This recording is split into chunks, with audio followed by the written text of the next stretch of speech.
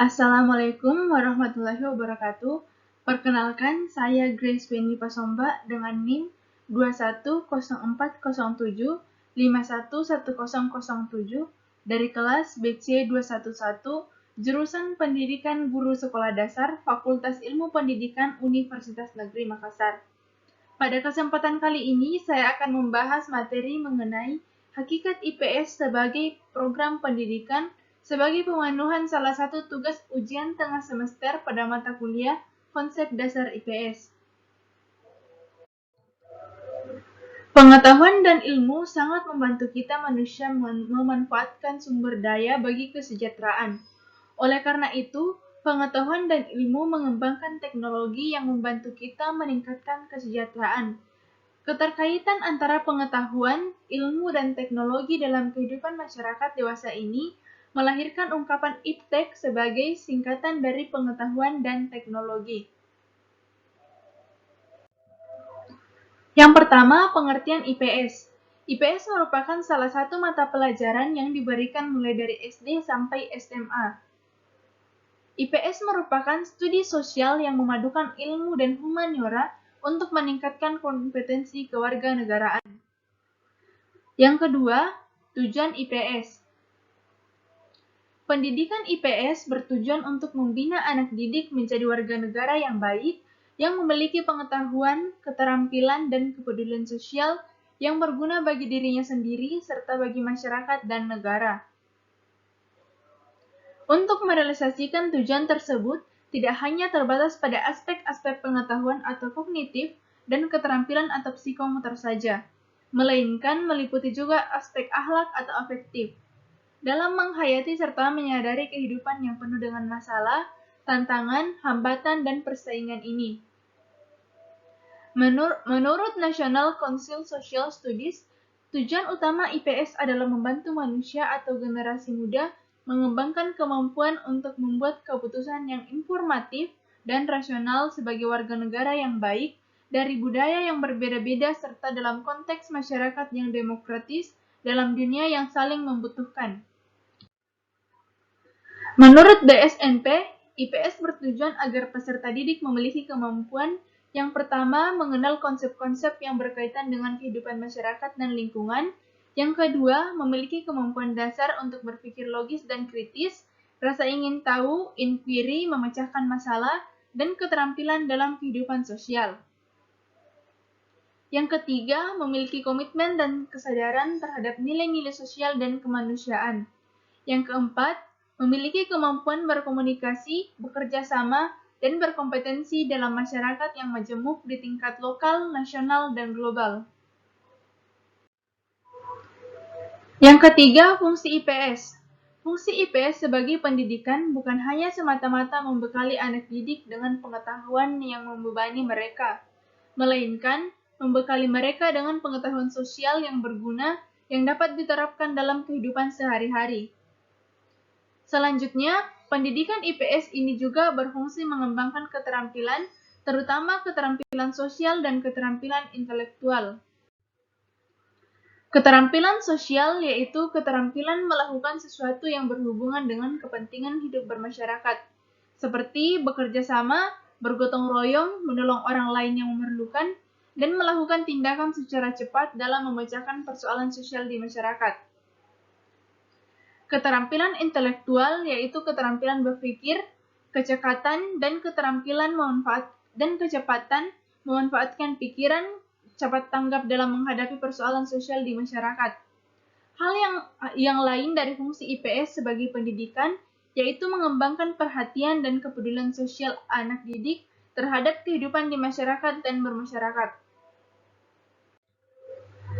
Dengan pengetahuan sosial yang berguna, keterampilan sosial dan intelektual, serta perhatian dan kepedulian sosial dapat diharapkan terbinanya sumber daya manusia atau SDM Indonesia yang akan datang yang berpengetahuan, terampil, cendekia, dan mempunyai tanggung jawab sosial yang tinggi dan mampu merealisasikan tujuan nasional menciptakan masyarakat adil dan makmur berdasarkan Pancasila serta Undang-Undang Dasar 1945.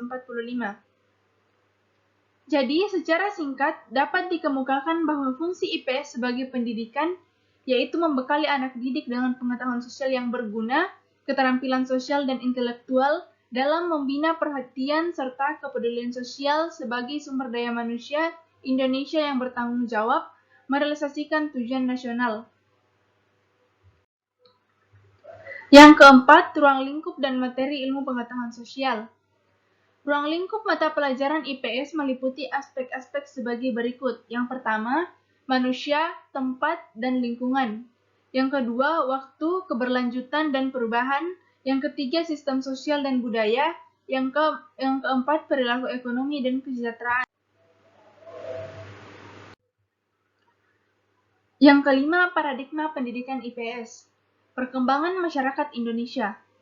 Pemikiran mengenai konsep pendidikan IPS di Indonesia banyak dipengaruhi oleh pemikiran studi sosial di Amerika Serikat, sebagai salah satu negara yang memiliki pengalaman panjang dan reputasi akademis yang signifikan dalam bidang itu.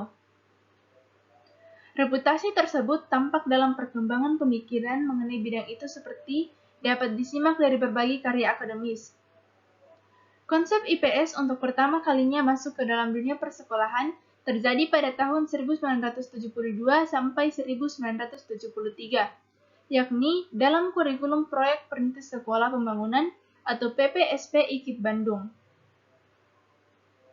Dalam kurikulum SD 8 tahun PPSP digunakan istilah pendidikan kewarganegaraan atau studi sosial sebagai mata pelajaran sosial terpadu.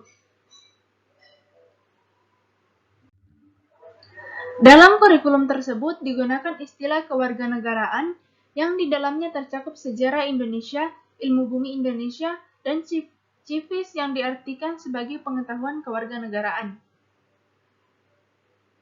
Dalam kurikulum 1975, pendidikan IPS menampilkan 4 profil, yakni yang pertama, pendidikan moral Pancasila menggantikan pendidikan kewarganegaraan sebagai suatu bentuk pendidikan IPS khusus yang mewadahi citizenship transmission. Yang kedua, pendidikan IPS terpadu untuk sekolah dasar.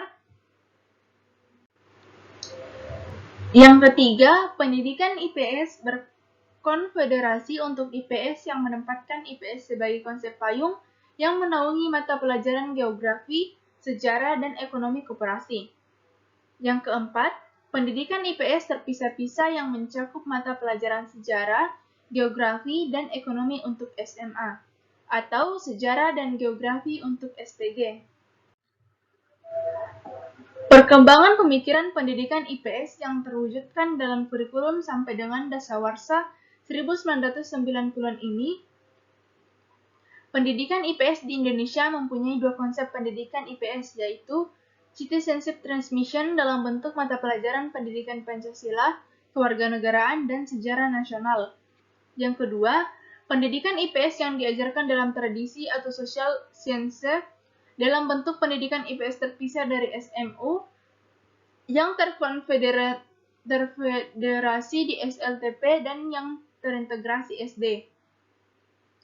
Perkembangan pemikiran yang berkembang di Indonesia sampai pada saat ini, pendidikan IPS terpilah dalam 2 arah, yakni pertama, PIPS untuk dunia persekolahan yang pada dasarnya merupakan penyederhanaan dari ilmu-ilmu sosial dan humaniora yang diorganisasikan secara psikopedagogis untuk tujuan pendidikan persekolahan, dan yang kedua, PDIPS untuk perguruan tinggi pendidikan guru IPS yang pada dasarnya merupakan penyeleksian dan pengorganisasian. Secara ilmiah dan metapsikopedagogis, dari ilmu-ilmu sosial, humaniora, dan disiplin lainnya yang relevan untuk tujuan pendidikan profesional guru IPS. PIPS merupakan salah satu contoh konteks dalam PDIPS. Fakta, konsep, dan generasi. Fakta adalah keadaan tertentu tentang kejadian atau sesuatu yang nyata yang menjadi data atau sasaran observasi seperti orang, tempat, dan arti kejadian atau keadaan yang spesifik. Yang kedua, konsep adalah pernyataan dalam bentuk kata atau frasa yang mengkategorikan sekelompok benda atau ide atau konsep kejadian.